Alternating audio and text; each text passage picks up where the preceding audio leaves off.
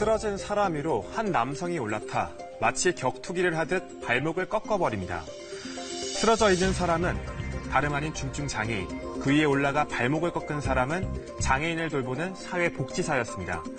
단지 말을 듣지 않는다는 이유로 재활시설에 있는 장애인들을 폭행한 겁니다.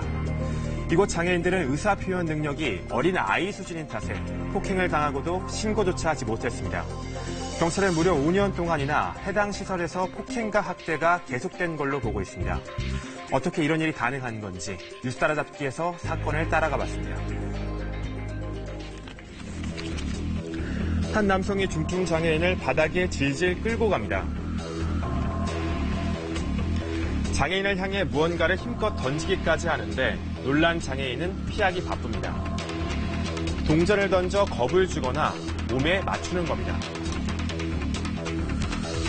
이번엔 겁에 질려 누워있는 장애인 위로 한 남성이 올라타더니 발목을 꺾어버립니다.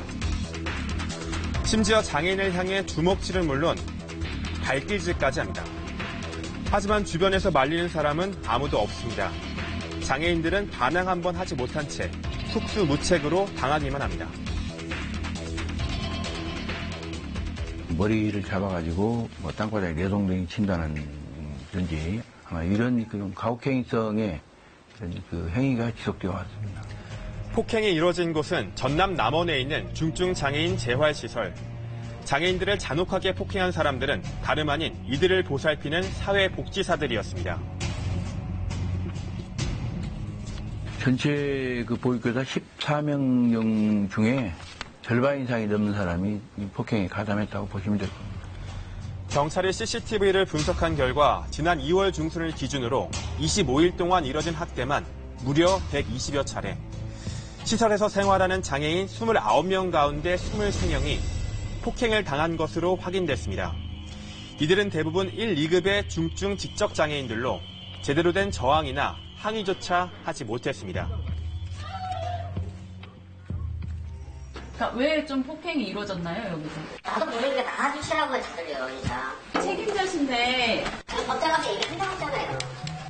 경찰 조사 결과 장애인들이 통제에 잘 따르지 않는다는 게 학대의 이유였습니다. 교사들이 못하게 제지를 해도 또 하고 그러다가 이제 화가 나니까 조금 이제 좀 과격해지고 때린 것이 아니고 제지한 것이다 뭐 이런 식으로 부인을 하니까. 하지만 경찰은 해당 시설에서 2011년부터 약 5년 동안 장애인들에 대한 폭행과 학대가 지속적으로 이루어져 온 것으로 보고 있습니다. 일단 2010년부터 수사를 했는데 이제 건물지라든지 히마스라든지 그렇지 않으면 이제 그 동향 보고서라든지 이런 것을 그 근거로 해서 폭행 사실을 밝히게 됩니다. 경찰은 장애인들을 때리고 학대한 혐의로 사회복지사 조모 씨 등 2명을 구속하고 14명을 불구속 입건했습니다. 또 사회복지사들의 폭행 사실을 알고도 내버려둔 혐의로 원장 72살 이모 씨도 함께 불구속 입건했습니다. 해당 시설에 자신의 가족을 맡긴 사람들은 믿었던 사회복지사들이 보이지 않는 곳에서 장애인들을 때리고 학대했다는 사실에 큰 충격을 받은 상태입니다. 선생님들이 평상시에 봤을 때 아주 진지하게 아이들을 관리하는 모습에 정말 믿고 있었습니다. 이번 뉴스를 보고 정말 충격이 컸죠. 세상 믿을 사람이 없죠. 믿을 기관도 없고 제 자신이 미흡죠. 원망스럽기도 했고. 그렇다면 5년이란 긴 시간 동안 장애인들에 대한 폭행이 이뤄지고 있다는 걸 어떻게 아무도 몰랐던 걸까? 장애인 장기거주시설은 1년에 한 차례씩 보건복지부로부터 인권 실태 조사를 받습니다. 조사원들이 직접 시설에 방문해 장애인들을 1대1로 면담하고 학대나 인권 침해가 없는지 살피는 겁니다. 지난해 10월 해당 시설에서도 인권 실태 조사가 벌어졌고 이 과정에서 한 장애인이 학대 사실을 조사원에게 털어놓습니다. 극간에 대해서는 행정처분 했었습니다. 그 당사자에 대해서 감봉처분을 좀 했고요. 그런데 이제 이렇게까지 좀 시급한지 여부는 그렇게 자세하게는 좀 인지를 못한 것 같습니다. 사회복지사와 공무원까지 나서 2차 조사를 했지만 대수롭지 않게 여겼다는 겁니다. 저희 같은 경우는 장애인 특성상 지도교사들이 약간의 그 물리적인 거, 예를 들어서 이렇게 친다거나 그런 정도로 저희들이 인식을 했었습니다. 해당 기관의 안일한 대처는 가해자들의 행동을 변화시키지 못했고 폭행은 이어졌습니다. 지난 3월에서야 보다 못한 한 제보자가 장애인들에 대한 폭행을 경찰에 제보하면서 그제야 폭행은 멈췄습니다. 보호시설에서 연속적으로 가혹행위가 이루어지고 있다는 그 첩보를 저희가 입수를 해가지고 첩보를 입수하자마자 신속하게 그 시설에 대한 압수색을 했습니다. 오랜 또 상습적으로 이렇게 폭행한 것이 발견이 돼가지고 지난해 인천에 있는 한 장애인 시설에서도 재활교사들이 보호하던 장애인 2명을 폭행해 숨지게 한 혐의로 기소되기도 했습니다.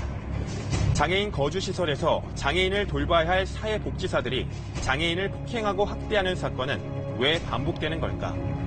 전문가들은 1년에 한 차례씩 이루어지는 중증 장애인 시설에 대한 인권 실태 조사가 앞서 사건에서처럼 제 역할을 하지 못하고 있다고 지적합니다. 관리 감독은 엄격해져야 하고 그것을 따라오지 못했을 때는 그 폐쇄 조치한다거나 다시 서비스 그 사회복지라는 이름으로 그런 기만적인 행위를 못하도록 하는 이제 규정들이 명확해져야 할 것은 분명하고요. 관련자들에 대한 인권 교육과 공익 제보를 의무화한다거나 이런 것들도 곁들여 다 필요한 것 같아요. 남원시는 뒤늦게 재판 결과에 따라 시설 폐쇄 등 강력한 행정 조치를 할 예정이라고 밝혔습니다. 반복되는 장애인 학대 사건을 막기 위해선 엄정한 처벌과 제대로 된 감시 감독 체계 구축이 절실한 상황입니다.